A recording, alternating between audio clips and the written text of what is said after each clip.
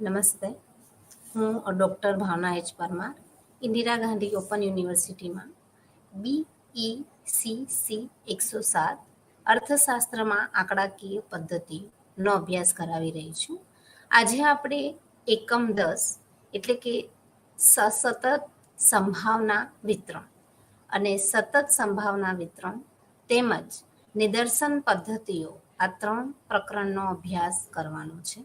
તો પ્રથમ આપણે અસતત જે સંભાવના વિતરણની વાત કરવાના છીએ. તેના પહેલા કયા લેક્ચરમાં આપણે સૌ સમજ્યા હતા કે સંભાવના એટલે શું? તો સંભાવના એક ઘટના ઉપર આધારિત છે. જેમ કે કોઈ પણ ઘટના અનિશ્ચિત હોય છે, તે સફળ પણ થાય છે અને તે નિષ્ફળ પણ થાય છે. તો તેના પરથી જે સંભાવના વિતરણની શોધ કરવામાં આવી, તેમાં સૌથી પહેલા યદચ્છ ચલ તેની સમજૂતી મેળવવામાં આવે છે. તો યદચ્છ ચલ એટલે શું? આપણે ધારો કે એક ઉદાહરણ લઈએ છીએ કે હું એક કોઈ સિક્કો ઉછાળું છું, તો એ સિક્કાના બે જ પરિણામો આવશે, કાં તો હેડ આવશે અને કાં તો ટેલ, એટલે કે છાપ આવશે અથવા કાંટો આવશે, અથવા તો પહેલા કાંટો આવશે પછી છાપ આવશે. તો જેના પરિણામો નિશ્ચિત હોય છે તેને યદચ્છ ચલ એસ તરીકે ઓળખવામાં આવે છે. હવે ધારો કે કોઈ એક નંબરની વાત કરીએ, તો એ નંબરમાં ધારો કે એમ ધારીએ કે છાપ આવે તો તેને 0 આપવાનું અને કાંટો આવે તો તેને 1 આપવાનું. તો તેના કારણે 0 અને 1 વચ્ચે પણ સંખ્યા તે વહેંચાયેલી હોય છે. તો યદચ્છ ચલ એટલે એક નિશ્ચિત પરિણામો જે મેળવવામાં આવે છે અને એ નિશ્ચિત પરિણામોને પછી જુદા જુદા સમીકરણો દ્વારા x1, x2, x3 અને px દ્વારા જેની રજૂઆત કરવામાં આવે છે તેને યદચ્છ ચલ તરીકે ઓળખવામાં આવે છે. અહીંયા હું તમને એક બીજું ઉદાહરણ પણ આપી શકું કે ધારો કે એક સરખી રીતે બે સિક્કા એક સાથે ઉછાળવાના આવે છે. તો બે સિક્કા જ્યારે એક સાથે ઉછાળવામાં આવે તો તેના જે પરિણામો આપણને મળશે, તો કાં તો બંને હેડ આવશે, કાં તો પ્રથમ હેડ અને ટેલ આવશે, કાં તો ટેલ અને હેડ આવશે અને કાં તો બંને ટેલ આવશે. તો આ રીતે 4 જે પરિણામો મળે છે તેને યદચ્છ ચલ તરીકે ઓળખવામાં આવે છે. એના સિવાય પણ બીજા પણ ઘણા ઉદાહરણ જોઈ શકાય. ધારો કે કોઈ ડાઈસ જે રમવામાં આવે છે, જે ચોકઠામાં અથવા જે એ રમવામાં આવે છે, તો એક ચોકઠામાં જે ડાઈસમાં જે ઉપર નંબરિંગ આપેલા હોય છે, તેમાં 1, 2, 3, 4, 5, 6 એટલા સુધી નંબર આપવામાં આવે છે. હવે ધારો કે ડાઈસ ઉછાળવામાં આવે તો ઘણી વખત ઓડ નંબર એટલે કે એકી સંખ્યા પણ આવશે અને ઇવન નંબર, ઓડ અને ઇવન નંબર, એકી સંખ્યા અને બેકી સંખ્યાને આધારે તે આપણને નંબરિંગ તે પ્રાપ્ત થાય છે. તો આ છે યદચ્છ ચલ. યદચ્છ ચલના જે બે પ્રકાર પાડવામાં આવ્યા છે, એક અસતત યદચ્છ અને એક સતત યદચ્છ ચલ. અસતતમાં મોટે ભાગે કોઈ એવું સર્ટેન એટલે કે નિશ્ચિત જે વેરિયેબલ્સ એટલે કે ચલ લેવામાં આવે છે અને તેની ચર્ચા કરવામાં આવે છે. જ્યારે સતત યદચ્છ ચલમાં જે કન્ટિન્યુઅસ એટલે કે તેમાં મધ્યવર્તી મધ્યાંતરને ઇન્ટરવલ પાડીને તેની રીતે તે ચલ લેવામાં આવે છે, તો તેને સતત યદચ્છ ચલ તરીકે ઓળખવામાં આવે છે. હવે તેના પછીના આપણે વિતરણોની વાત કરીશું. તો અહીંયા સંભાવના વિતરણ જેની સૌથી પ્રથમ જે શરૂઆત કરવામાં આવે છે, તો સંભાવના વિતરણને આપણે જે મેં તમને કહ્યું કે કોઈ પણ સિક્કો ઉછાળવામાં આવે છે તો તેના છાપ અને કાંટો બે જ પરિણામો જે પ્રાપ્ત થાય છે. તો ધારો કે અહીંયા પરિણામો જે પ્રાપ્ત થાય છે એ પરિણામોમાં ધારો કે ઉપરની બાજુ જે છાપ જ જોવા, હેડ અને કાંટો જે જોવા મળે છે, તો ધારો કે 0, 1, 2 આવે છે અને તેની સંભાવના 1/4, 1/2 અને 1/4 પ્રાપ્ત થાય છે. તો તેને આધારે નક્કી કરી શકાય કે તેની સંભાવના કેટલી હોય છે. એટલે કે જ્યારે x બરાબર 0 હોય તો તેની સંભાવના 1/4 થશે.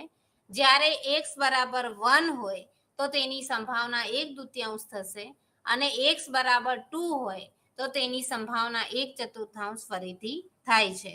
તો આ રીતે એક છાપ અને કાંટાની સંખ્યા દ્વારા અને તેની સંભાવના દ્વારા આ રીતે રજૂ કરવામાં આવે છે. તો સતત જે સંભાવના વિતરણની આપણે વાત કરીશું તો તેમાં પણ ઘણી વખત એવું ઉદાહરણ આપવામાં આવે છે જેમાં આપણે અહીંયા 0, 1, 2 લીધું અને તેની સંભાવના નક્કી કરી. એવી જ રીતે ધારો કે કોઈ એક બાળકોની સંખ્યા અથવા બાળકોની સંભાવનાની વહેંચણી કેવી રીતે થઈ છે તેનો અભ્યાસ કરવો હોય તો અહીંયા x ની જગ્યાએ ધારો કે 0, 1, 2, 3, 4, 5 એવી રીતે બાળકોની સંખ્યા લઈશું અને તેની સંભાવના શોધવામાં આવે તો જ્યારે 0 હોય તો તેની સંભાવના 0.10 થશે, 1 હોય તો 0.15 થશે, 2 હોય તો 0.23 થશે, 3 હોય તો 0.25 થશે, 4 હોય તો 0.14 થશે અને 5 હોય તો 0.13 આ સંભાવના તે પ્રાપ્ત થાય છે. તો આ સંભાવનાને અસતત સંભાવના વિતરણ તરીકે ઓળખવામાં આવે છે. હવે સતત સંભાવના વિતરણ કોને કહેવાય?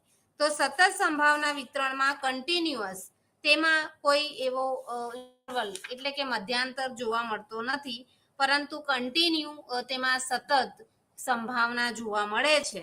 તો એ કન્ટિન્યુઅસલી જે ચાલતું હોય છે, ધારો કે કોઈ વ્યક્તિનું વજન નક્કી કરવું છે તો એ વજન ધારો કે 60 હોય તો વધીને 61 પણ થશે અને કોઈ કારણસર 61 થી ઘટીને 60 પણ થાય છે તો એને અનિશ્ચિત સંખ્યા વડે અથવા તો બે લિમિટ વચ્ચે તેને દર્શાવવામાં આવે છે.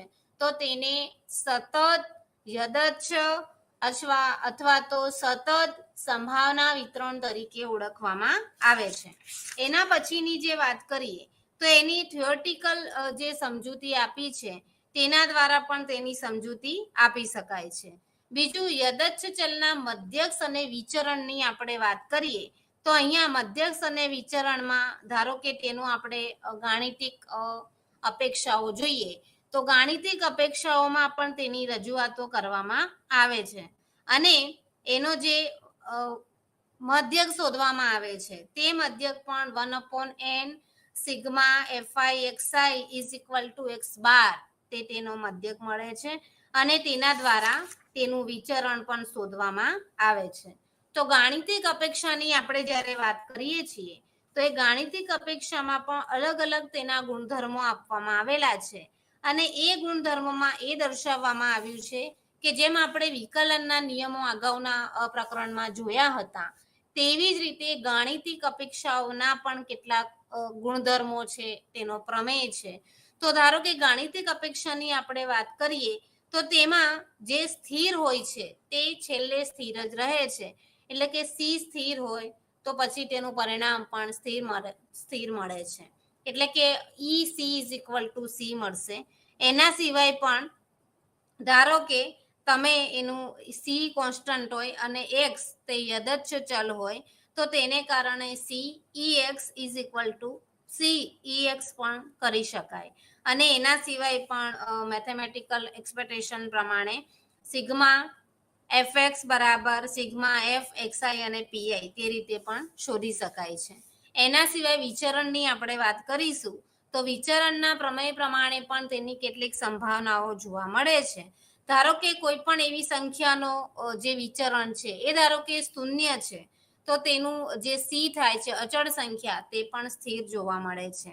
જો વેરિયાન્સમાં એટલે કે તેના વિચરણમાં થિયરમમાં સ્ક્વેર હોય તો તેના કારણે VCX is equal two C square V કૌંસમાં x તે થશે.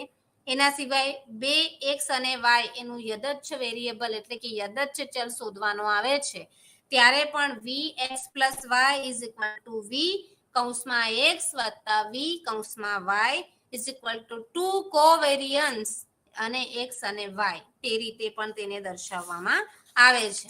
તો હવે આપણે સૌથી પહેલા જે વિતરણોની વાત કરીએ છીએ તો મોટે ભાગે અસતત સંભાવના વિતરણમાં બે વિતરણનો સમાવેશ થાય છે. એક છે દ્વિપદી વિતરણ અને બીજું છે પોઈઝન વિતરણ. અને પછી સતત સંભાવના વિતરણમાં પછી પ્રમાણ્ય વિતરણ આવશે, પછી F ટેસ્ટ આવે છે, પછી Z ટેસ્ટ આવે છે અને પછી chi સ્ક્વેર ટેસ્ટ આવે છે.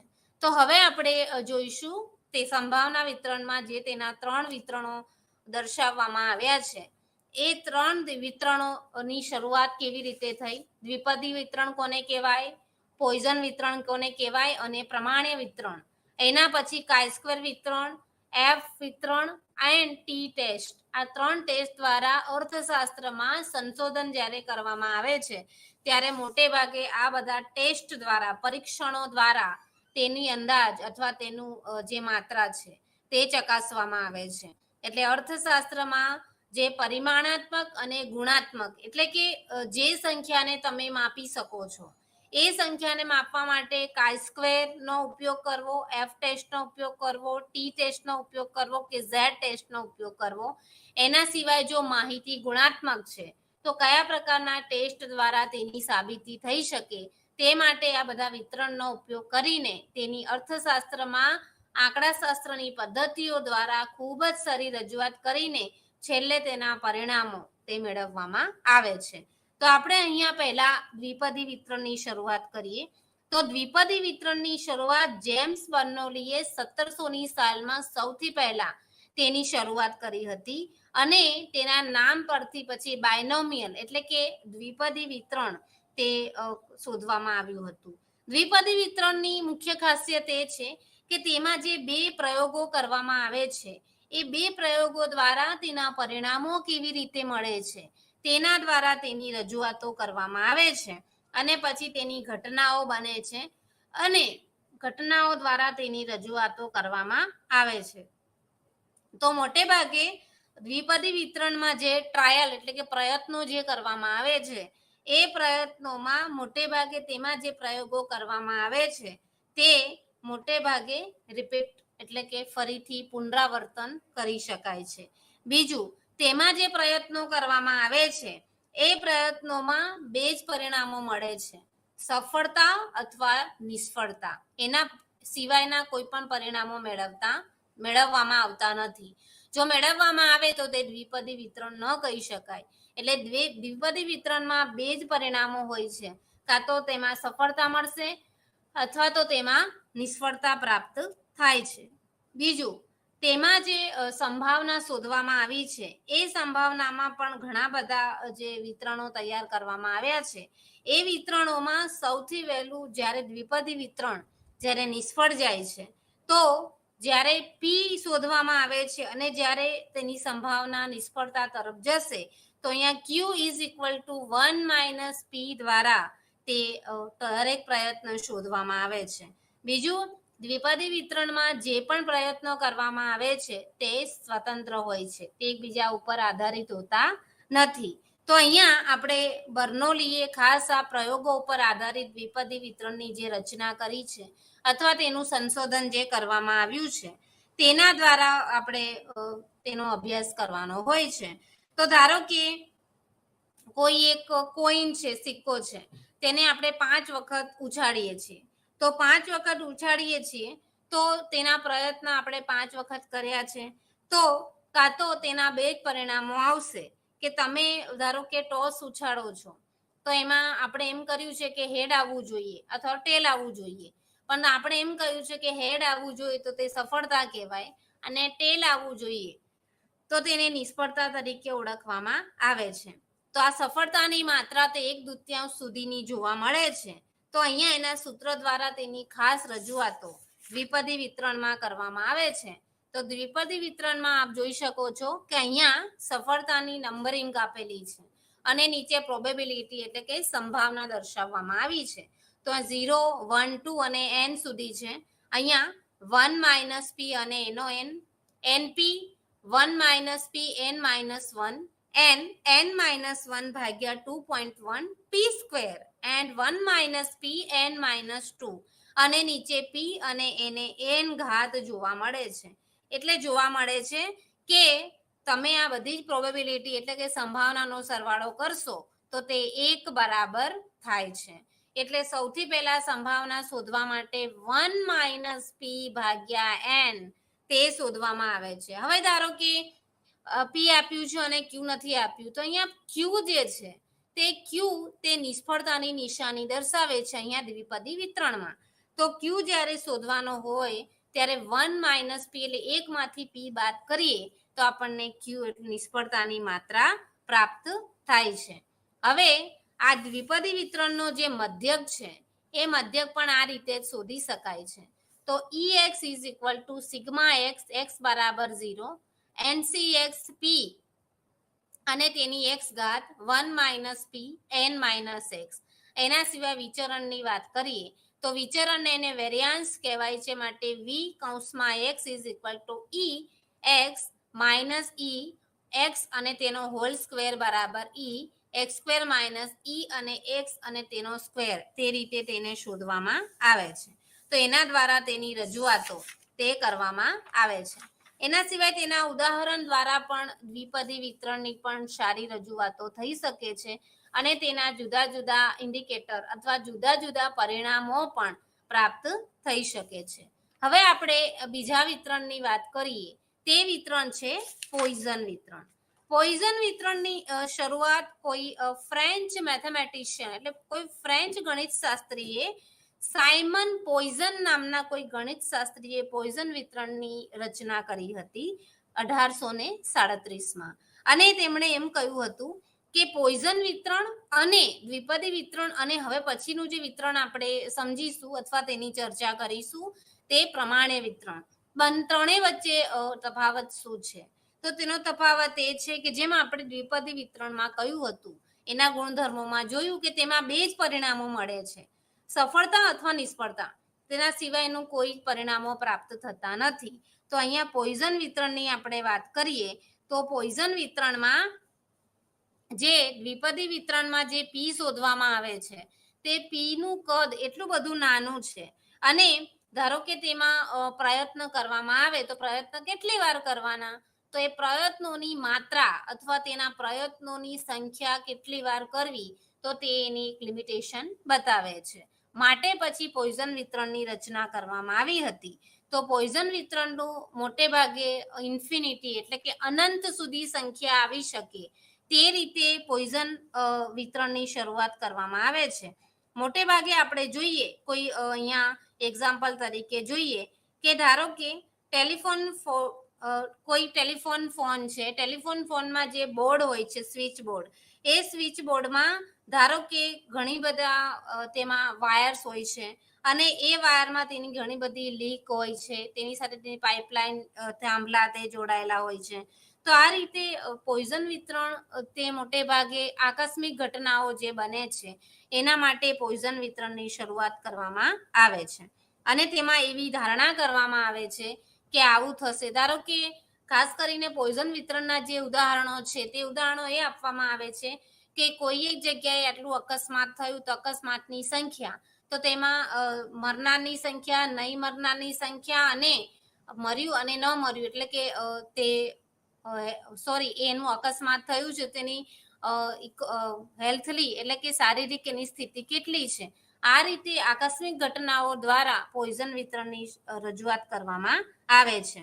તો મોટે ભાગે તે પોઈઝન વિતરણનું જે ડિસ્ટ્રીબ્યુશન અહીંયા બતાવ્યું છે વિતરણ એનું આપણે જોઈએ તો અહીંયા 0 હોય તો E એટલે ઇન્ફિનિટી, E એટલે ઇલાસ્ટિસિટી પણ થાય અને અહીંયા અનંતના અર્થમાં E આપ્યું છે માઇનસ લેમ્બડા. એના સિવાય 1 હોય તો લેમ્બડા E માઇનસ લેમ્બડા ભાગ્યા k અને ફેક્ટોરિયલ. એના સિવાય 2 લેમ્બડા 2 E માઇનસ લેમ્બડા ભાગ્યા 2 ફેક્ટોરિયલ અને પછી તેની જ્યારે આપણે સરવાળો કરીશું પ્રોબેબિલિટી એટલે કે સંભાવનાનો તો આપણને 1 પ્રાપ્ત થાય છે. એટલે કે જ્યારે પોઈઝન વિતરણમાં જ્યારે અધઃસીમા અથવા તો ઉર્ધ્વ સીમા જ્યારે શોધવાની આવે છે ત્યારે ઉર્ધ્વ સીમામાં તેના જે યદચ્છ ચલ શોધવાના આવે છે તે યદચ્છ ચલમાં તે એવી ધારણા કરવામાં આવે છે કે તેમાં જે શ્રેણી મળે છે તે અનંત રીતે મળે, એટલે પછી તેને 0, 1, 2, 3 એટલે અનંત રીતે તેની સંખ્યા શોધીને તેની રજૂઆત પોઈઝન વિતરણની રજૂઆત કરવામાં આવે છે. હવે તેના જે દાખલાઓ જે દર્શાવ્યા છે મેં આગળ પણ કહ્યું હતું કે કોઈ એક પેટ્રોલ પંપ છે, એ પેટ્રોલ પંપ્સના એવરેજ ધારો કે એક એવરેજ છે, કોઈ એક કાર છે, 10 કાર છે તો 10 કાર પેટ્રોલ પંપ સુધી કેટલા સુધી એની સ્પીડ અથવા તો તેની એવરેજ દર્શાવશે અને 15 મિનિટના સમયગાળામાં કોઈ એક કાર પેટ્રોલ પંપ સુધી જવા માટે કેટલી એવરેજ ધરાવે છે. એટલે આકસ્મિક ઘટનાઓ માટે લેમડા સંજ્ઞાની ઉપયોગ કરીને પોઈઝન વિતરણ તેની શરૂઆત કરવામાં આવે છે અને તેની રજૂઆતો પણ કરવામાં આવે છે અને એના દ્વારા એ શોધી શકાય છે કે કેવી રીતે તેની પોઈઝન વિતરણમાં તેનો સમાવેશ થઈ શકે. બીજું ઘણી બધી વખત તેનું જે મુખ્ય સૂત્ર જે દર્શાવવામાં આવ્યું છે તે છે px બરાબર e minus lambda lambda x ભાગ્યા એક્સ ફેક્ટોરિયલ એને અહીંયા x ઇઝ ઇક્વલ ટુ 0 1 2 એ રીતે પણ તેની રજૂઆતો કરવામાં આવે છે અને તે રીતે પોઈઝન વિતરણ તે શોધવામાં આવે છે. હવે આપણે અહીંયા જે પોઈઝન વિતરણ જે અસતત સંભાવના વિતરણમાં આવે છે, હવે આપણે જોઈશું સતત સંભાવના વિતરણ. તો સતત સંભાવના વિતરણમાં સૌથી પહેલા આવે છે પ્રમાણ્ય વિતરણ. તો તમે આકૃતિ દ્વારા સમજી ગયા હશો કે જે આકૃતિ છે તે આકૃતિ સિમેટ્રિક એટલે કે સરખી રીતે વહેંચાયેલી, બંને તરફ તેનો ઢાળ સરખી રીતે વહેંચાયેલો છે, તો તેને પ્રમાણ્ય વિતરણ તરીકે ઓળખવામાં આવે છે.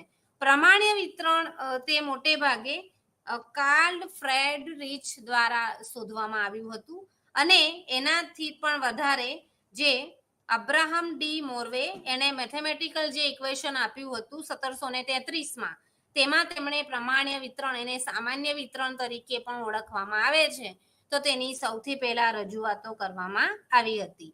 પ્રમાણ્ય વિતરણ એટલા માટે જરૂરી છે કે તેમાં સરખી જથ્થાની વસ્તુ હોય, સરખું માપ આપવાનું હોય, સરખી ક્વોન્ટિટી આપવાની હોય, તો તેના દ્વારા પણ તેની રજૂઆતો કરવામાં આવે છે. તો જ્યારે અબ્રાહમ ડી મોર્વે જ્યારે પ્રમાણ્ય વિતરણની શરૂઆત કરી હતી અથવા તેની સ્થાપના અથવા રચના કરી, તો તેના પછી આને ઘણી વખત ગોસેવ વિતરણ તરીકે પણ ઓળખવામાં આવે છે. મોટે ભાગે આ જે વિતરણ છે એ વિતરણ જ્યારે ગાણિતિક આંકડાશાસ્ત્રનો વિકાસ થયો તેને શોધવા માટે પ્રમાણ્ય વિતરણનો ઉપયોગ તે ખૂબ સારી રીતે કરવામાં આવે છે અને તેનું જે સૂત્ર છે એ સૂત્ર આમ તો અહીંયા દર્શાવવામાં આવ્યું નથી, પણ હું એ કહી શકું કે px is equal two 1 upon square root 2 pi sigma E minus 1 upon 2 x minus mu ભાગ્યા સિગ્મા અને એનો હોલ સ્ક્વેર, એ તેનું સૂત્ર શોધવામાં આવે છે અને તેમાં પાઈની કિંમત તે 3.17 તે ધારવામાં આવે છે અને ઈ જે શોધવામાં આવે છે તે ઈ ની સંખ્યા 2.71828 તે શોધવામાં આવે છે. હવે આપણે અહીંયા પ્રમાણ્ય વિતરણના જે ફીચર્સ જોઈએ, તેના ભાગો જોઈએ, તો એની આકૃતિમાં સૌથી પહેલા રજૂઆત જોઈએ તો અહીંયા એક અક્ષ આપ્યું છે અને ઉપર fx આપવામાં આવ્યું છે. તો અહીંયા માઇનસ ઇન્ફિનિટી પ્લસ ઇન્ફિનિટી બંને વચ્ચે તેનું સ્કેચ રેખા શોધવામાં આવે છે. એટલે એનો અર્થ એવો થાય છે કે જ્યારે કોઈ યદચ્છ ચલની કિંમત શોધવામાં આવે છે તો યદચ્છ ચલની કિંમત માઇનસ ઇન્ફિનિટિવ એટલે માઇનસ ઇન્ફિનિટિવ થી પ્લસ ઇન્ફિનિટિવની વચ્ચે અનંત સંખ્યાની વચ્ચે તે સંખ્યા હોવી જોઈએ. બીજું, આ જે તમને આકૃતિ જોવાય છે એ આકૃતિ પરવલયકાર એટલે કે સિમેટ્રિક બોડીમાં જોવા મળે છે અને તેમાં x બાર એટલે મધ્યક અને તેનું વિચરણ એક જ છે. મ્યુ જે અહીંયા સીધી લીટીમાં દર્શાવવામાં આવ્યું છે નીચે મ્યુ, તે જ તેનો પ્રમાણ્ય વિતરણનો મધ્યક તે કહી શકાય છે. બીજું, આ વિતરણમાં જે મધ્યક, મધ્યસ્થ અને બહુલક જે આગળ આપણે જોઈ ગયા હતા મધ્યવર્તી સ્થિતિના માપોમાં કે મધ્યક, મધ્યસ્થ, બહુલક ક્યાં હોય, તો અહીંયા જે મ્યુ દર્શાવવામાં આવ્યું છે તે જ મધ્યક છે, તે જ મધ્યસ્થ છે અને તે જ બહુલક છે. એટલે કે મધ્યક બરાબર મધ્યસ્થ બરાબર બહુલક બરાબર મ્યુ તે થઈ શકે છે. એના સિવાય પણ અહીંયા તેની મેક્સિમમ જે વેલ્યુ દર્શાવવામાં આવી છે તે x બરાબર મ્યુ તે દર્શાવાય છે. એના સિવાય x બરાબર મ્યુ પ્લસ સિગ્મા અને x બરાબર મ્યુ માઇનસ સિગ્મા એ રીતે પણ શોધી શકાય છે. આપણે અહીંયા બીજી આકૃતિ જોઈશું તો અહીંયા પણ તેની કેટલીક કેટેગરી પ્રમાણે એટલે તેના કેટલાક માપો પ્રમાણ્ય વિતરણના દર્શાવવામાં આવ્યા છે અને તેના દ્વારા તેની રજૂઆતો કરવામાં આવે છે. તો અહીંયા તમે એક્સ અક્ષ ઉપર સંખ્યાઓ જોઈ શકો છો. સિગ્મા ઇઝ ઇક્વલ ટુ 4 થાય છે અને અહીંયા એક્સ અક્ષ ઉપર 38, 42, 46, 50, 54, 58 અને 62 તે દર્શાવવામાં આવ્યું છે. તો એમાં જોઈ શકાય છે કે 46 અને 54 ની વચ્ચે જો સંખ્યા આવશે તો 68.8%, 42 ને 58 ની વચ્ચે સંખ્યા આવશે તે 95.5% અને 38 થી 62 ની વચ્ચે સંખ્યા આવશે તો તે 99.7%. તો અહીંયા એ દર્શાવી શકાય કે આ ત્રણનો અર્થ શું થાય અને એ તે શા માટે છે.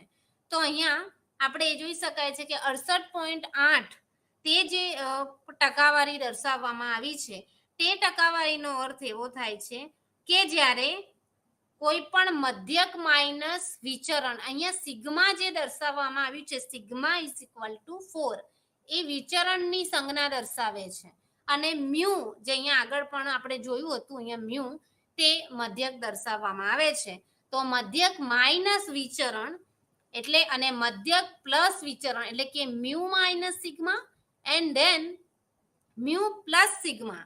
તો એ જે એરિયા એક્સ ની રેન્જને કવર કરે છે એટલે 46 અને 54 ની વચ્ચે જો પ્રામાણ્ય વિતરણનું માપ મળે તો તે 68.8%ની સીમામાં આવે છે. એના સિવાય પણ મ્યુ માઇનસ 2 સિગ્મા અને મ્યુ પ્લસ 2 સિગ્મા એ દર્શાવે છે. તો 95.5% જે દર્શાવે છે તે 42 કરતા મોટો હોવો જોઈએ અને 58 કરતા નાનો હોવો જોઈએ. તે જે પ્રમાણે વિતરણનું માપ દર્શાવશે તો તે 95.5% આવે છે.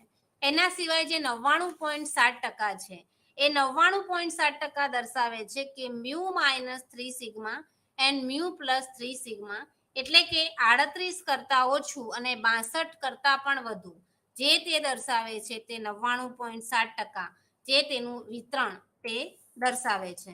એના સિવાય પણ પ્રમાણિત જે પ્રમાણિત પ્રામાણ્ય વક્રની આપણે વાત કરીએ તો તે પણ તેની રજૂઆતો પણ જુદી જુદી રીતે કરી શકાય છે.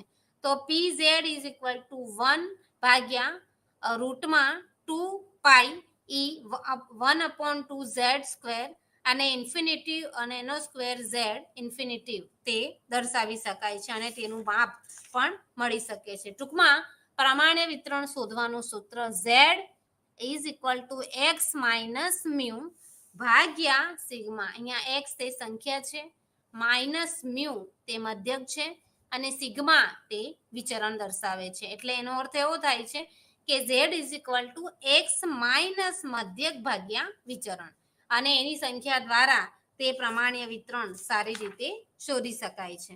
હવે ઘણી વખત આપણને એ થાય છે કે ધારો કે અહીંયા ઉદાહરણ આપણે આપી શકીએ કે ધારો કે કોઈ એક ફેક્ટરીમાં 120 શ્રમિકો કામ કરે છે તો તેમના જે દૈનિક વેતન છે એ દૈનિક વેતન ધારો કે તેનો મધ્યક તે 11.35 રૂપિયા છે અને 3.03 તે તેનું પ્રમાણિત વિચલન દર્શાવે છે અને તેમાં જે તેમને વેતન પ્રાપ્ત થાય છે તે વેતન 9 રૂપિયા અને 17 રૂપિયા તે ધારવામાં આવે છે. તો તેનો ઉકેલ પણ એ મેળવી શકાય કે z બરાબર x માઇનસ અહીંયા મધ્યક 11.35 આપ્યો છે અને વિચરણ તે 3.03 આપેલું છે. તો એના સિવાય x બરાબર આપણે 9 લઈએ તો 9 માઇનસ 11.35 ભાગ્યા 3.03 બરાબર માઇનસ 2.35 ભાગ્યા 3.03 ઇઝ ઇક્વલ ટુ માઇનસ 0.78 તે પ્રાપ્ત થશે અને x બરાબર 17 કરીએ તો z બરાબર 17 માઇનસ 11.35 ભાગ્યા 3.03 બરાબર 5.65 ભાગ્યા 3.03 બરાબર 1.86 તે આપણને તે પ્રાપ્ત થાય છે. એના સિવાય પણ દ્વિપદી વિતરણમાં પણ જે સામાન્યીકરણ જોવા મળે છે એ સામાન્યીકરણ કરતા પણ z is equal to x minus np ભાગાકારમાં રૂટમાં npq એના સિવાય પણ લક્ષની રીતે પણ તેની ગણતરી કરવામાં આવે છે. હવે એના પછીનું આપણે હવે સ્વતંત્રતાની માત્રા તે ખાસ આમાં શોધવામાં આવે છે. તેના પછીનું જે વિતરણ છે એ વિતરણ છે તે છે કાય સ્ક્વેર વિતરણ. જ્યારે અર્થશાસ્ત્રમાં સંશોધન કરવામાં આવે છે અને જ્યારે માહિતી ગુણાત્મક પ્રકારની હોય તો ત્યારે કાય સ્ક્વેર વિતરણનો ઉપયોગ કરીને તે પરિણામો શોધવામાં આવે છે. એટલે આંકડાકીય પદ્ધતિઓ તરીકે કાય સ્ક્વેર વિતરણનું ખૂબ જ મહત્વ, એટલે સૌથી વધુ મોટાભાગના અર્થશાસ્ત્રના સંશોધનો જે થાય છે તેમાં કાય સ્ક્વેર વિતરણનો બહોળા પ્રમાણમાં ઉપયોગ કરવામાં આવે છે. અને તે આપણે જેમ આગળ ધાર્યું હતું કે z is equal two x minus mu ભાગ્યા સિગ્મા, તે દ્વારા તેની રજૂઆતો કરવામાં આવે છે. એના સિવાય પણ જે ઝીરો આવે અને તેમાં વિચરણ આવે તેના પણ તેની રજૂઆતો કરીને કાય સ્ક્વેર વિતરણ તે શોધવામાં આવે છે. તો આકૃતિમાં પણ તમને દર્શાવશે, જે કાય સ્ક્વેર વિતરણની આકૃતિ દર્શાવે છે. તો અહીંયા fx square is equal two df. df નો અર્થ અહીંયા એવો થાય છે કે સ્વતંત્રતાની માત્રા કેટલી છે. તો ધારો કે પહેલામાં સ્વતંત્રતાની માત્રા 1 છે, પછી 3 છે, પછી 8 છે અને પછી 10 છે. તો આપણે કાય સ્ક્વેર વિતરણ તે મોટે ભાગે પોઝિટિવલી ડિસ્ટ્રીબ્યુશન થાય છે. તમે શરૂઆતમાં જુઓ કે સ્વતંત્રતાની માત્રા 1 હોય તો તે ઢાળ જેમ જેમ નીચે 10 સુધી જાય છે તો તે સ્ક્યુડ પ્રમાણે, એટલે કે ઢળતા પ્રમાણે તે સ્વતંત્રતાની માત્રા અથવા કાય સ્ક્વેર વિતરણ દર્શાવે છે.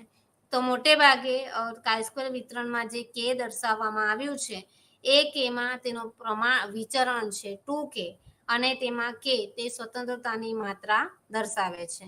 તો કાય સ્ક્વેર વિતરણમાં જ્યારે સામાન્ય વિતરણ હોય અને જ્યારે ગુણાત્મક પરિબળોનો ઉપયોગ વધારે કરવાનો આવે છે ત્યારે તે કાય સ્ક્વેર વિતરણનો ઉપયોગ કરીને તેનો ઉકેલ મેળવવામાં આવે છે. કાય સ્ક્વેર વિતરણની જ્યારે આપણે ગણતરી કરીશું તો લોગ ટેબલમાં મોટે ભાગે સ્વતંત્રતાની માત્રા પ્રમાણે 0.05 અથવા 0.01ની સ્વતંત્રતાની કક્ષાએ તે 0 શોધવામાં આવે છે. એટલે તેનું જે સિગ્નિફિકન્સ લેવલ છે, સાર્થકતાની માત્રા, એ સાર્થકતાની માત્રા કાં તો 5% હોય છે અથવા તો 1% સુધી તે શોધીને તે કાય સ્ક્વેર વિતરણની ગણતરી કરવામાં આવે છે અને તે દ્વારા તેની રજૂઆતો પણ કરી શકાય છે. હવે તેના પછીનું જે વિતરણ છે તેને સ્ટુડન્ટ્સ ટી વિતરણ તરીકે ઓળખવામાં આવે છે. તો અહીંયા આકૃતિ દર્શાવવામાં આવી છે. તેમાં આપણે જોઈ શકો છો કે ટી અથવા તો ઝેડ એટલે 30 કરતા n મોટો છે. અહીંયા T is equal two n is equal two 15 અને T with n is equal two 10 તે પ્રાપ્ત થાય છે. તો ટી વિતરણની શરૂઆત કોણે કરી હતી? તો જેમ કાય સ્ક્વેર વિતરણની શરૂઆત તે પ્રામાણ્ય વિતરણની શરૂઆત સાથે જ કરવામાં આવી હતી, પણ ટી વિતરણની શરૂઆત તે W.H. ગોસેટે તે સૌથી પહેલા ટી વિતરણ શોધ્યું હતું.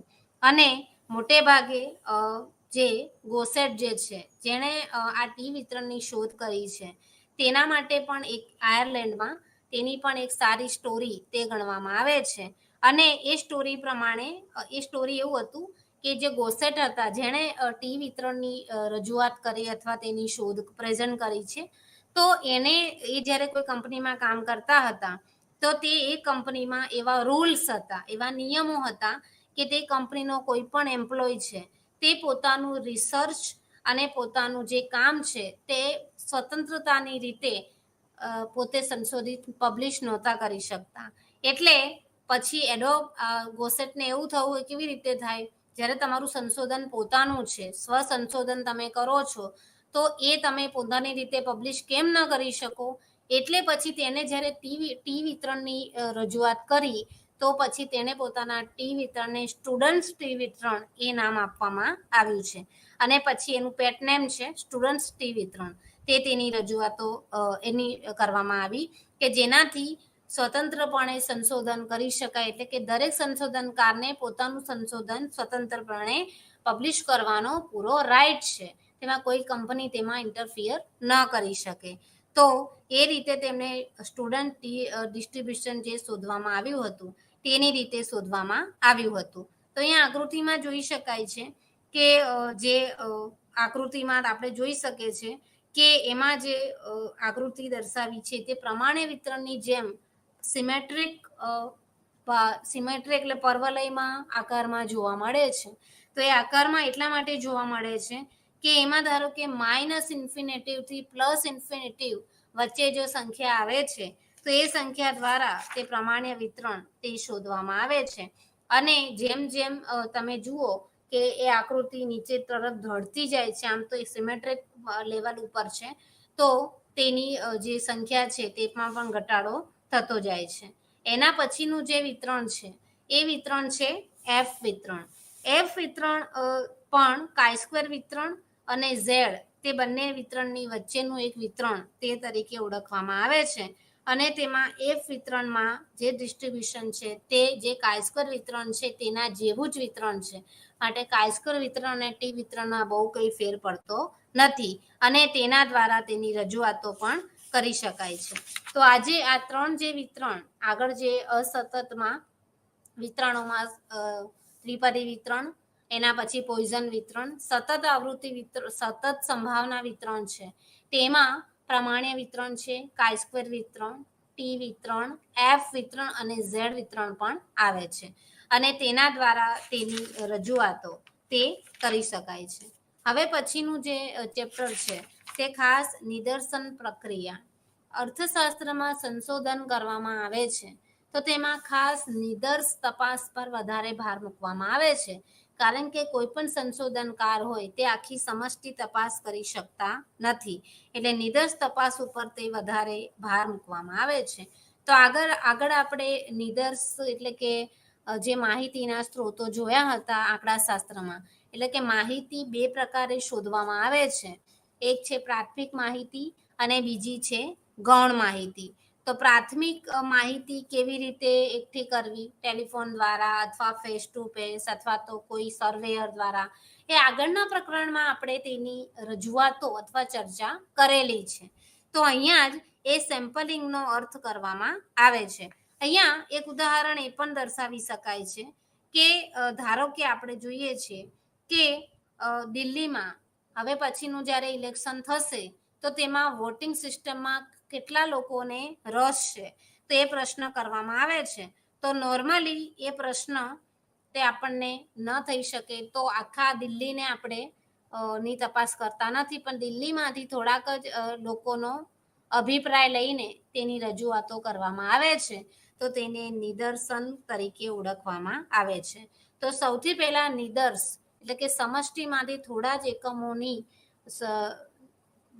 થોડા જ એકમો લઈને તેના ઉપર જ્યારે ગોઠવણી કરીને અને તેની રજૂઆતો કરવામાં આવે છે, એટલે કે સમૂહની રજૂઆત નથી કરતા, પણ સમષ્ટિમાંથી થોડા જ એકમોનો અભ્યાસ કરીને તે દર્શાવવામાં આવે છે, તો તેને નિદર્શ કહેવામાં આવે છે. તો નિદર્શ પ્રક્રિયા કેવી રીતે થાય છે, તો સૌથી પહેલા કોઈ પણ સર્વે કરવાનો આવે છે તો એ સર્વેનો હેતુ નક્કી કરવામાં આવે છે. તો હેતુ સૌથી પહેલા ખબર હોવી જોઈએ કે તમે કોઈ સંશોધન શા માટે કરી રહ્યા છો, એનો ઉદ્દેશ અને તેના હેતુઓ તે ક્લિયર હોવા જોઈએ. જો તમને તમારા ટોપિક અને તેના હેતુમાં જો તમને ક્લિયરન્સ નથી કે તમે શા માટે આ કરી રહ્યા છો, જેમ કે કોઈ પણ એક મોટિવ હોય છે, કોઈનો પણ એક ગોલ હોય છે અને કોઈ વ્યક્તિ શા માટે આ કરી રહ્યું છે એક એની તપ હોય છે, તો એ સર્વે દ્વારા એ નક્કી કરી શકાય છે કે સેમ્પલિંગમાં નિદર્શન પ્રક્રિયા દ્વારા તેની રજૂઆતો અથવા તેની ઓબ્જેક્ટિવ કેવી રીતે નક્કી કરવા જોઈએ. ધારો કે આપણે કોઈ પોપ્યુલેશન એટલે વસ્તી વિશે અભ્યાસ કરવો છે, તો તેમાં તેની ફ્રેમ કેવી રીતે રાખવી, તેમાં પ્રોસિજર એટલે પ્રક્રિયા કેવી રીતે કરવી, તો એ બધું હેતુઓ ઉપર આધારિત છે. એટલે હેતુઓ ઉપર પછી આખા સર્વેની એક ડિઝાઇન તે નક્કી કરવામાં આવે છે.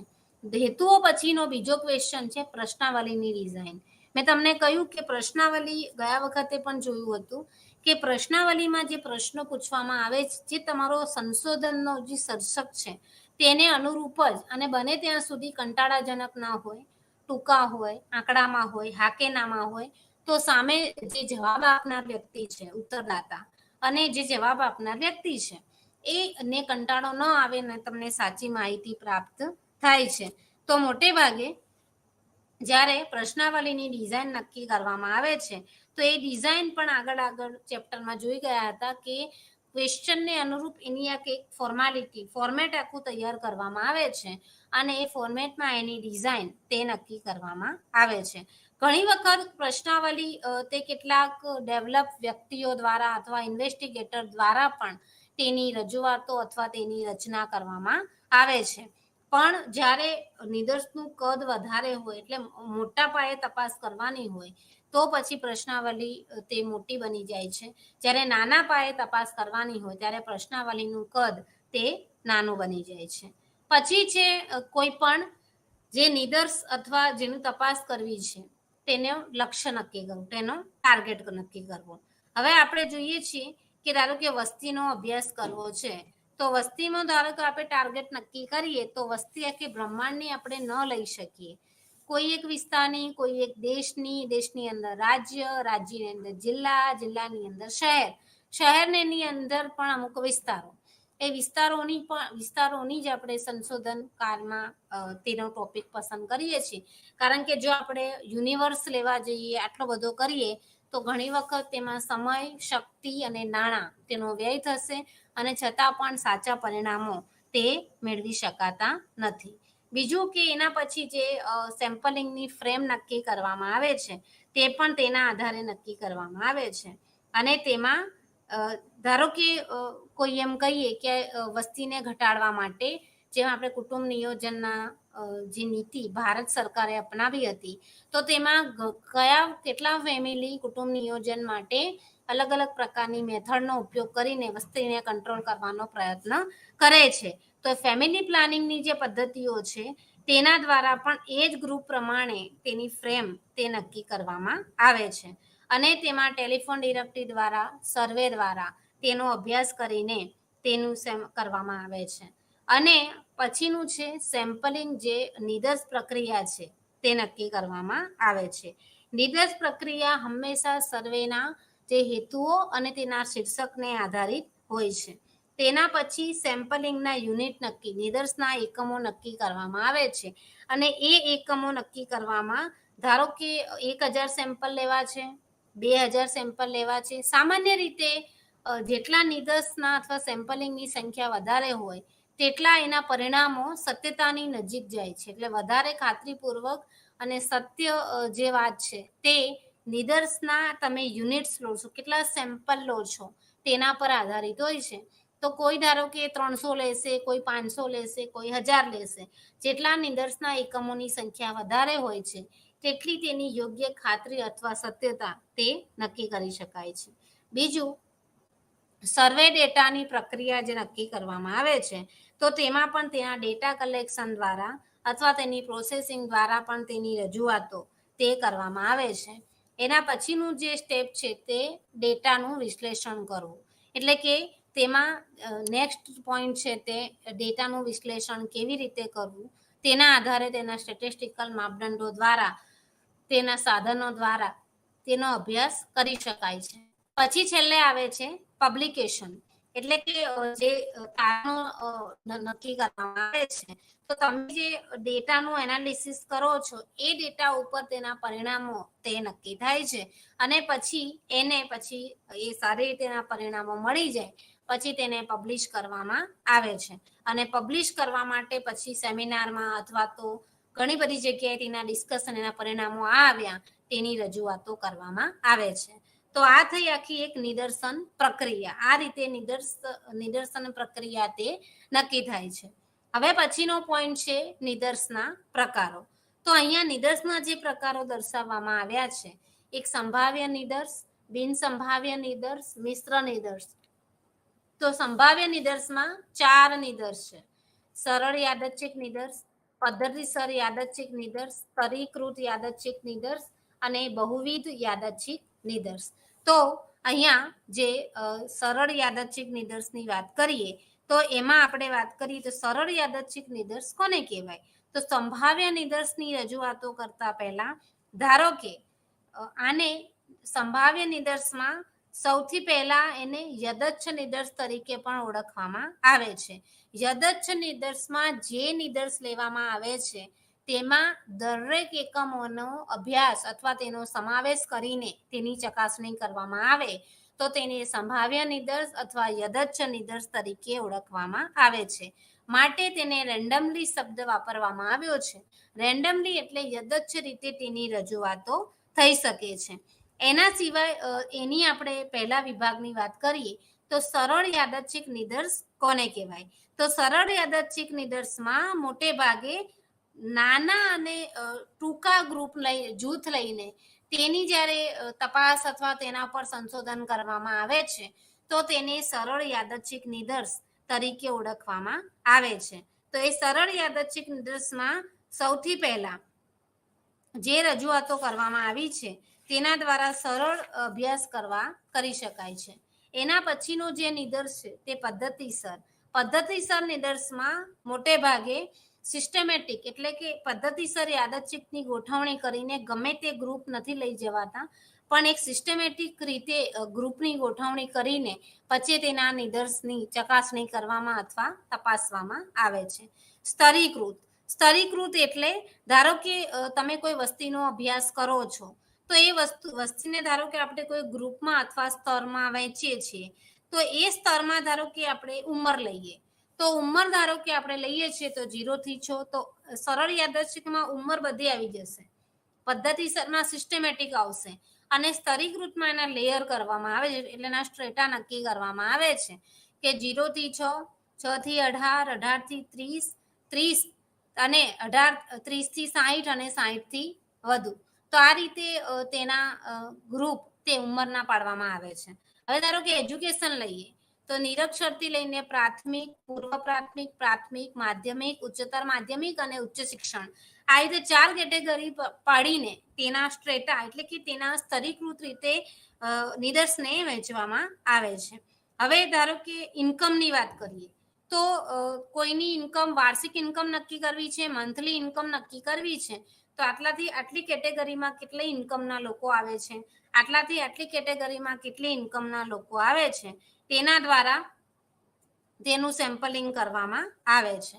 એના પછી જે બહુવિધ યાદચ્છિક નિદર્શ છે એ બહુવિધ યાદચ્છિક નિદર્શમાં મોટે ભાગે ધારો કે દિલ્હી છે, એ દિલ્હી મોટું શહેર છે તો તેના દ્વારા તેનો અભ્યાસ કરીને તે રીતે તેની રજૂઆતો કરવામાં આવે છે.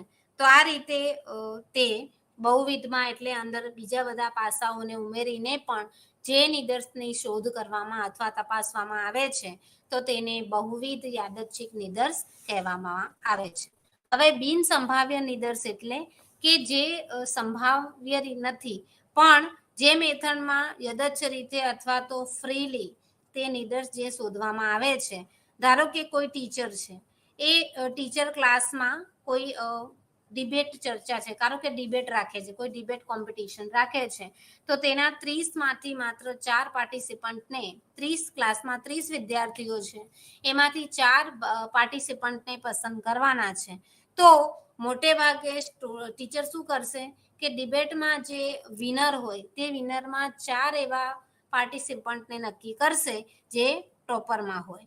તો આ છે જજમેન્ટને આધારે જે જજમેન્ટ અથવા તો સ્નોબોલ અથવા એના દ્વારા એક નિર્ણય પ્રક્રિયા દ્વારા જે નિદર્શની રજૂઆત કરવામાં આવે છે તેને બિન સંભાવ્ય નિદર્શ તરીકે ઓળખવામાં આવે છે.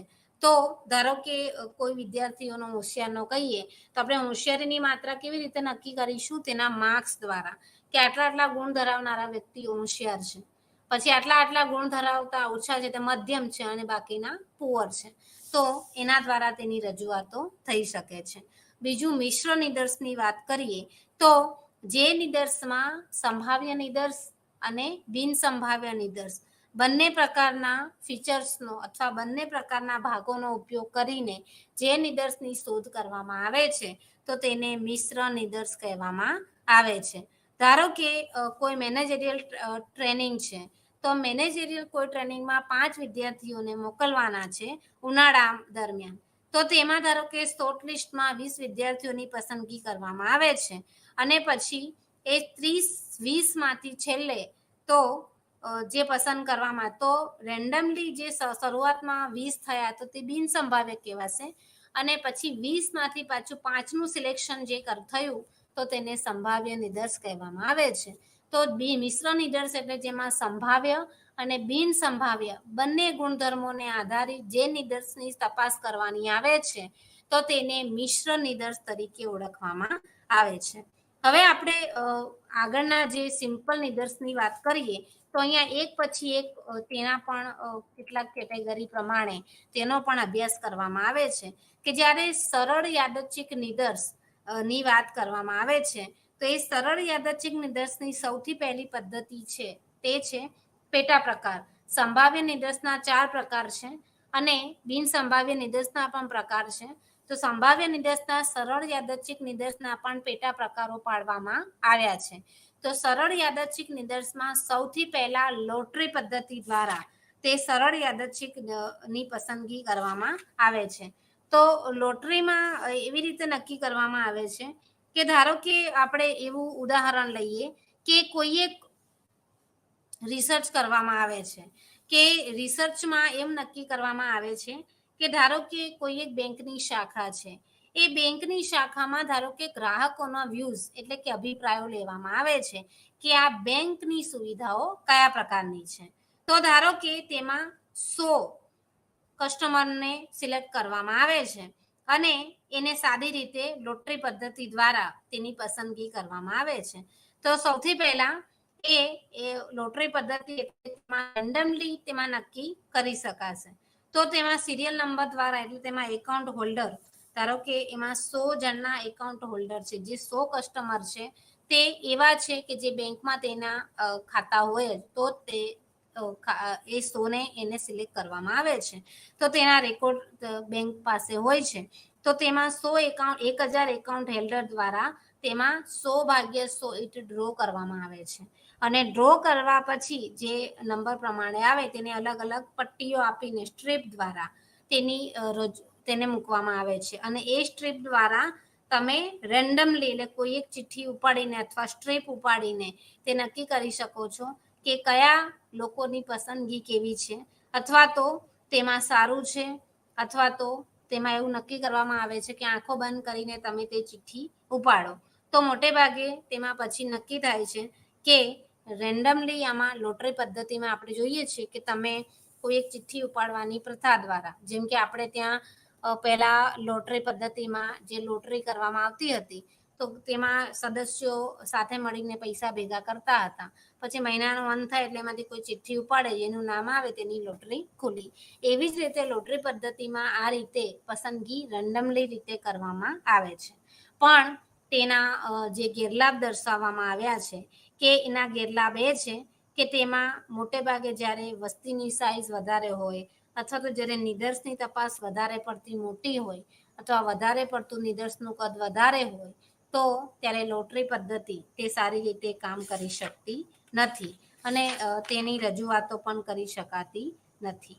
હવે જે રેન્ડમ નંબર અને એના દ્વારા તેની રજૂઆતો કરવામાં આવે છે તો તેના ઘણા બધા જે સ્ટેપ્સ નક્કી કરવામાં આવ્યા છે તેના દ્વારા પણ તેની રજૂઆતો પણ કરી શકાય છે. હવે બીજી જે છે તે છે પદ્ધતિસર યાદચ્છિક નિદર્શ. પદ્ધતિસર યાદચ્છિક નિદર્શની પણ એક સ્ટેપ છે, પ્રક્રિયા છે. એ પ્રક્રિયામાં એમ નક્કી કરવામાં આવે છે કે ધારો કે કોઈ પોપ્યુલેશન છે, એ પોપ્યુલેશનમાં 1 થી n એટલે 1000 સુધીના યુનિટ તેને ગોઠવવામાં આવે છે. પછી તેમાં નિદર્શનું કદ તે નક્કી કરવામાં આવે છે. ધારો કે આપણે કોઈ 1000 એકમોનું સિલેક્શન કર્યું હતું તો તેમાં પોપ્યુલેશનમાં તેનું નિદર્શ કદ તે શોધવામાં આવે છે. તો 1000 ભાગ્યા 100 ઇઝ ઇક્વલ ટુ 10 તેના દ્વારા તે 10 એક નિદર્શનું કદ થયું. પછી તેમાં 1 2 કે પહેલા જે યુનિટ દર્શાવવામાં આવ્યા હોય તેની રજૂઆતો કરવામાં આવે છે અને પાછળના છે તે તેમાં ઉમેરાઈને પછી પદ્ધતિસર યાદચ્છિક નિદર્શ તે શોધવામાં આવે છે. એના પછી છે સ્તરીકૃત યાદચ્છિક નિદર્શ. સ્તરીકૃત યાદચ્છિક નિદર્શમાં મેં આગળ કહ્યું હતું કે જેમાં સ્ટ્રેટા હોય છે એટલે કે તેમાં સ્તર પાડીને જે નિદર્શની તપાસ કરવામાં આવે છે તે સ્તરીકૃત યાદચ્છિક નિદર્શ કહેવામાં આવે છે. હું તમને એક એક્ઝામ્પલ આપું કે ધારો કે વસ્તીના 2000 કોઈ 1000 એકમ છે, એ 1000 એકમમાંથી માત્ર 200 નિદર્શની તપાસ કરવાની છે. તો એ 200 જે નિદર્શ આપણે કુટુંબોનો અભ્યાસ કરવાનો છે એની ઇન્કમ કેવી રીતે નક્કી કરે તો 2 ભાગ પાડવામાં આવે છે. ઊંચી ઇન્કમ એટલે ઊંચી આવક અને નીચી આવક, એની અંદર ગ્રામીણ અને શહેરી. તો અહીંયા એ રીતે તેના સ્તર પાડવામાં આવે છે. તો ધારો કે શહેરી વિસ્તારમાં જેની ઊંચી આવક છે તેવા 200 કુટુંબો છે, નીચી આવક છે એમાં શહેરી વિસ્તાર છે તેના 400 કુટુંબો છે, ઊંચી આવક છે અને ગ્રામીણ વિસ્તાર છે તેના 100 કુટુંબો છે, અને નીચી આવક છે અને ગ્રામીણ વિસ્તાર છે તો તેને 300 એકમ છે. તો આ રીતે મેં તમને આગળ કહ્યું ઊંચી આવક, નીચી આવક, ગ્રામીણ અને શહેરી, એટલે કે સ્તરને આધારે જે નિદર્શની તપાસ કરવામાં આવે છે તેને સ્તરીકૃત યાદચ્છિક નિદર્શ તે તરીકે પણ ઓળખવામાં આવે છે. એના સિવાય પણ બીજી રીતે પણ તેની રજૂઆતો પણ થઈ શકે છે. એના પછી આવે છે જે ઝુમખા પદ્ધતિ. ખાસ કરીને ઝુમખા પદ્ધતિનો પણ અહીંયા એક ક્લસ્ટર સેમ્પલિંગનો ઉપયોગ તે પણ વધારે કરવામાં આવે છે. મોટે ભાગે જ્યારે પોપ્યુલેશન જે આખી ભૌગોલિક રીતે વહેંચાયેલી હોય છે તો તેમાં ઝુમખા પદ્ધતિ દ્વારા તેની રજૂઆત કેવી રીતે કરવી, તો તેમાં સૌથી પહેલા પોપ્યુલેશનને ઝુમખાને આધારે વહેંચવામાં આવે છે, અને પછી જે ઝુમખામાં સંખ્યાની જરૂર હોય તેને જ પસંદ કરવામાં આવે છે, અને રેન્ડમલી પછી તેમાં સિલેક્શન કરવામાં આવે છે, અને પછી જે સિલેક્ટ થયેલા ક્લસ્ટર એટલે ઝુમખા છે તેના બધા જ એકમોનો અભ્યાસ કરવામાં આવે છે. એટલે ઝુમખા પદ્ધતિ દ્વારા પણ તપાસ અથવા સંશોધન થઈ શકે છે. એના પછીની જે છે તે બહુવિધ યાદચ્છિક નિદર્શ. બહુવિધ યાદચ્છિક નિદર્શમાં જે આપણે આગળ ચર્ચા કરી હતી તેમાં મોટે ભાગે જે બેઝિક પ્રિન્સિપલ હોય છે કે બધી જ મેથડનો સિમ્પલ એડ્રેસ કરવામાં આવે છે. મોટે ભાગે જે 4 પદ્ધતિઓ જે શોધી એ 4 પદ્ધતિ દ્વારા પણ તેના અભ્યાસ દ્વારા પણ બહુવિધ યાદચ્છિક નિદર્શની તપાસ તે કરવામાં આવે છે. તો બહુવિધ યાદચ્છિક નિદર્શના કારણે જે ડેટા કલેક્શન કરવામાં આવે છે તેના ખર્ચમાં ઘટાડો થાય છે. એના કારણે જુદા પ્રકારના પ્રોબેબિલિટી અથવા સેમ્પલિંગ સારી રીતે મેળવી શકાય છે. જ્યારે વસ્તી વધારે પડતી હોય તો તેના કારણે આ નિદર્શ પદ્ધતિ દ્વારા તેના પરિણામો ખૂબ જ સાચા પ્રાપ્ત થાય છે. એના સિવાય મોટે ભાગે બહુવિધ જે યાદચ્છિક નિદર્શ પદ્ધતિ છે તે ઘણી વખત ઓછી કિંમતી છે અને ઘણી વખત ઓછી ગુણવત્તાયુક્ત પણ સાબિત થઈ છે. હવે તેના પછીનું જે મેથડ છે તે છે બિન સંભાવ્ય નિદર્શ. બિન સંભાવ્ય નિદર્શમાં 4 પ્રકારની પદ્ધતિઓ છે: કન્વિનિયન્સ, જજમેન્ટ, ક્વોટા અને સ્નોબોલ. કન્વિનિયન્સ એટલે તેમાં ઉત્તરદાતાઓને કન્વિન્સ કરવામાં આવેલ એટલે કે ફેવરમાં લેવામાં આવે છે. તેમની સહમતિ લઈને પછી તેને પ્રશ્નો પૂછીને તેના દ્વારા નિદર્શ કરવામાં આવે છે. હવે ધારો કે તેમાં એક સિચ્યુએશન ઊભી કરવામાં આવે છે અને એ વ્યક્તિ જેને પ્રશ્નો પૂછવાના છે તેને કન્વિન્સ કરીને તેના દ્વારા તેની રજૂઆત કરવામાં આવે છે. બીજી જે છે તે જજમેન્ટ, એટલે મેં તમને આગળ કહ્યું કે જજમેન્ટ એટલે કે એક નિર્ણયાત્મક સેમ્પલિંગ, એક જજમેન્ટ કરવામાં આવે છે અને જજમેન્ટ ક્યારેક ખોટું પણ પડે છે. એ જજમેન્ટ દ્વારા તેનો અભ્યાસ કરીને પછી સેમ્પલિંગ મેળવવામાં આવે છે. ક્વોટામાં તેમાં ગ્રુપ પાડવામાં આવે છે અને ગ્રુપને જુદા જુદા વિભાગોમાં વહેંચીને તેના પ્રકારો પાડીને પછી તેની સેમ્પલિંગ કરવામાં આવે છે. તેને ક્વોટા સેમ્પલિંગ તરીકે ઓળખવામાં આવે છે. ધારો કે એમ વિચારવામાં આવે કે 80% કુટુંબોની આવક ધારો કે 1 લાખ કરતાં વધારે છે અથવા ઓછી છે, અને 20% કુટુંબો એવા છે કે જેની આવક 1 લાખ કરતાં વધારે વાર્ષિક આવક થાય છે. તો આપણે જ્યારે નિદર્શ ધારો કે 100 કુટુંબોનો લઈશું તો તેમાં 80 વાળા પણ આવશે અને 20 વાળા પણ આવે છે. એટલે તેમાં આ રીતે ડેટા ગોઠવીને 2 ગ્રુપ દ્વારા તેની રજૂઆતો જે કરવામાં આવે છે તેને ક્વોટા સેમ્પલિંગ એટલે પરિમાણાત્મક સેમ્પલિંગ તરીકે ઓળખવામાં આવે છે. અને લાસ્ટમાં જે છે તે સ્નોબોલ સેમ્પલિંગ. સ્નોબોલ સેમ્પલિંગમાં મોટે ભાગે જે ક્રાઇટેરિયા નક્કી કરવામાં આવે છે તેમાં પ્રતિનિધિત્વ ધરાવતા ડેટાનો અભ્યાસ કરીને પછી સ્નોબોલ સેમ્પલિંગ દ્વારા તેનો અભ્યાસ કરવામાં આવે છે. હવે સૌથી પહેલા આ પછી મિશ્ર નિદર્શમાં તો કહ્યું કે સંભાવ્ય અને બિન સંભાવ્ય નિદર્શની જેમાં રજૂઆત કરીશું તેને મિશ્ર નિદર્શ તરીકે ઓળખવામાં આવે છે. તો નિદર્શની તપાસ કરતી વખતે કયા કયા પરિબળો ધ્યાનમાં રાખવામાં આવે છે, તો તેમાં એક તો સેમ્પલિંગ એરર, નિદર્શન ભૂલને ધ્યાનમાં રાખવામાં આવે છે. બીજું, તેમાં જે કમ્પેરિઝનની સંખ્યા છે તે બનાવવામાં આવે છે. પછી તેમાં રિસ્પોન્સ એટલે કે પ્રત્યુત્તર કેટલા મળ્યા તેનો દર નક્કી કરવામાં આવે છે, અને પછી તેમાં આપણને ભંડોળ કેટલું મળ્યું એ ભંડોળ દ્વારા રજૂઆત કરીને તેની રજૂઆતો કરીને પછી આ નિદર્શનું કદ તે શોધીને તેનો અભ્યાસ કરવામાં આવે છે. તો આ રીતે જે વિતરણો દર્શાવવામાં આવ્યા છે સંભાવના વિતરણો, એના સિવાય સેમ્પલિંગ પ્રોસેસિંગ તે ખૂબ જ જરૂરી છે, અને તેના દ્વારા અર્થશાસ્ત્રમાં સેમ્પલિંગ પ્રોસેસ વગર કોઈ પણ સંશોધન તે આગળ જતું નથી, અને તેમાં આ અલગ અલગ પદ્ધતિઓનો ઉપયોગ કરીને સંશોધન કરીને તેનો અભ્યાસ કરવામાં આવે છે. નમસ્તે.